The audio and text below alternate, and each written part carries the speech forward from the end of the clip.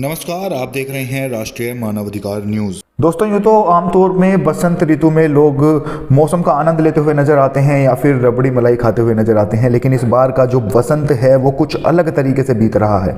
फिलहाल दक्षिण के एक सूबे कर्नाटक में जोरों शोरों से रस्साकसी हो रही है, जिसके ऐन बीच में खड़ी हुई हैं लड़कियाँ। चाहे बड़े बड़े फूल वाले शोक रंग वाले कपड़े पहने या सिर समेत पूरे शरीर को ढके हुए गहरे रंग के कपड़े, रोशन ख्याल वाले लोग आपस में गुफ्तगू करते हैं कि किसी तरह इन बेचारी लड़कियों का बेड़ा पार हो जाए। कुल मिलाकर फ्री स्टाइल कुश्ती चल रही है, जिसमें रिंग के अंदर भी पुरुष है और रिंग के बाहर भी। फैसला चाहे जो भी हो, फैसला एक तरफा ही होगा, जिसमें औरतों की ना तो मर्जी होगी ना ही दखलंदाजी। दोस्तों, अगर बात करें 90 के आखिर की, तो जब लड़कियां दोपहर में झुंड बनाकर बाहर जाती और शाम ढले घर आती तो ये एक आम नज़ारा होता था। सबके हाथों में एक थैला होता जिसमें किताबें, बैडमिंटन रैकेट नहीं बल्कि लाल नीले रंग के धागे बाहर झांक रहे होते थे। पूछने पर पता चलता कि सबकी सब सिलाई कढ़ाई सीखकर वापस आ रही हैं।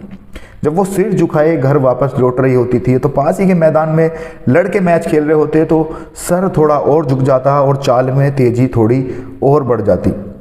दोस्तनुमा इन लड़कियों के झुंड से जब पूछा जाता कि उन्हें क्या पसंद है तो कोई बताती कि मुझे पेंटिंग करना पसंद है, सिलाई कढ़ाई मुझे मजबूरन सीखनी पड़ रही है। कोई बताती कि पड़ोसन जा रही थी तो मैं भी उसके साथ भेज दी गई। किसी तीसरी से पूछो तो उसे पूछने से पता चलता कि सिलाई नापसंद है, लेकिन घर से निकलने का यही एकमात्र तरीका है। लगभग सभी लड़कियाँ घुमा फिरा कर इसी तरीके से कोई ना कोई जवाब दे देती थी।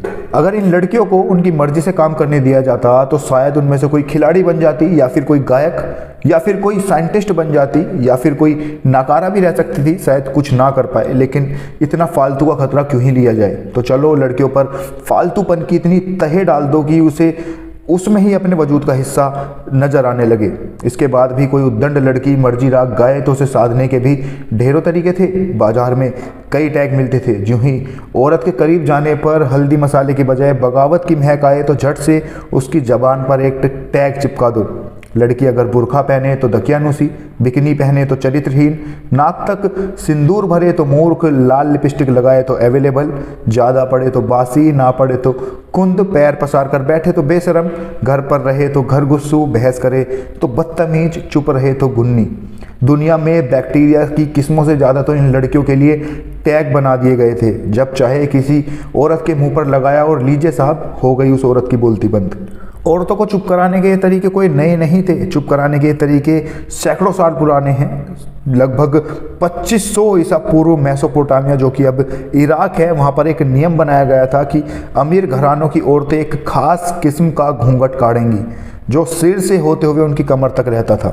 वहीं आर्थिक तौर पर कमज़ोर महिलाओं को इसकी इजाज़त नहीं थी। अगर वे ऐसा करे तो सज़ा के तौर पर उन्हें नग्न होकर चौराहे पर खड़ा रहना पड़ता था। और हमारा देश भी इस दौड़ में पीछे नहीं था। हमारे देश में भी ब्रेस्ट टैक्स हुआ करता था। केरल समेत कई दक्षिण राज्यों में तथा कथित छोटी जाति की औरतों को सीने पर कपड़ा रखने की मनाही थी। माना जाता था कि देवताओं और पुरुषों के सामने कुलीन स्त्रियों को कपड़े की कोई ज़रूरत नहीं है। तब भी अगर वे ब्रेस्ट ढकना चाहें तो उन्हें पैसे भरने पड़ते थे, जिसे ब्रेस्ट टैक्स कहा जाता था। लेकिन बात सिर्फ कपड़ों तक सीमित नहीं है। उनके हंसने, बोलने, चलने, यहाँ तक कि उनके सोचने तक को भी कंट्रोल किया जाने लगा। साल 1969 में एक किताब आई थी जिसका नाम था book of etiquette and good manners. ये किताब बिदकी स्त्रियों को काबू लाने के लिए चाबुक का काम करने लगी। इसमें सुझाया गया कि औरतों को क्या और कैसे करना चाहिए ताकि पुरुषों को किसी किस्म की दिक्कत ना हो। यहाँ लिखा था कि ढलती शाम को अगर सज धज कर आप मुंडेर पर बैठती हैं तो ये सिग्नल है कि आप एक बदचरित्र औरत हैं। ऐसे में अगर राह चलता कोई शराबखोर आपको छेड़ दे, आपको हाथ लगा दे, तो इसमें उस शराबखोर की कोई गलती नहीं है। वक्त तो आगे बढ़ गया, लेकिन मर्दों की सोच अभी भी कई सैकड़ों साल पीछे ही रह गई। मर्जी हो तो औरतों को खिले खिले कपड़े पहना दो, जब चाहे उन पर बंदिशों की बोझ डाल दो। अभी 2 साल पहले की ही बात है जब जापान में एक अनूठा आंदोलन चलाया गया, जिसमें हजारों लड़कियां फ्लैट चप्पल पहनकर सड़कों पर उतर आई। ये लड़कियां हील्स से आज़ादी चाहती थी। कैंपेन को नाम मिला क्यूटू। ये एक जापानी शब्द कुत्सु से बना है जिसका अर्थ है जूतों के कारण पैरों में दर्द होना।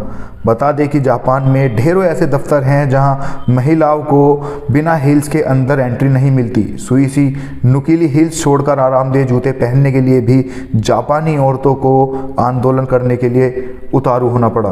तो आइए अब लौटते हैं अपने मुल्क में जहां हिजाब को लेकर अखाड़ा खुला हुआ है। कुछ लोगों का कहना है कि ये औरतों पर बंदिश है, तो कुछ लोग तर्क देते हुए नजर आ रहे हैं कि ये उनकी चॉइस है। लेकिन बहसवीरों के बीच छिड़े हुए इस युद्ध के मैदान में औरतों की मर्जी कहीं धुंधलाती हुई नजर आ रही है। लेकिन यही सही वक्त है कि सभी औरतें, सभी लड़कियां साथ आएं और समाज को अपनी मर्जी बताएं, चाहे वो घर में काम करने वाली कोई गृहिणी हो या फिर कोई वर्किंग वुमेन। आपका ये सही वक्त है कि आप एक साथ आएं, खड़े होकर समाज को अपनी मर्जी बताएं। लेकिन एक बात का ध्यान रखें कि मर्जी शब्द जो है वो बहुत खिलंदड़ है, ये अपने भीतर प्यास से भी ज़्यादा पड़ते हुए लिए हुए हैं। तो इस बात का ध्यान रखें कि तुम्हारी मर्जी सिर्फ तुम्हारे तक हो, तुम्हारे आसपास की मर्जियों को छुए बगैर। अगर आप जरा भी चूकी तो मर्जी नाम की ये गेंद पुरुषों के पाले में चली जाएगी। तो आप क्या पहनेंगी क्या नहीं, ये सिर्फ आपकी चॉइस होनी चाहिए और आपकी मर्जी आप खुलकर समाज को बताएं।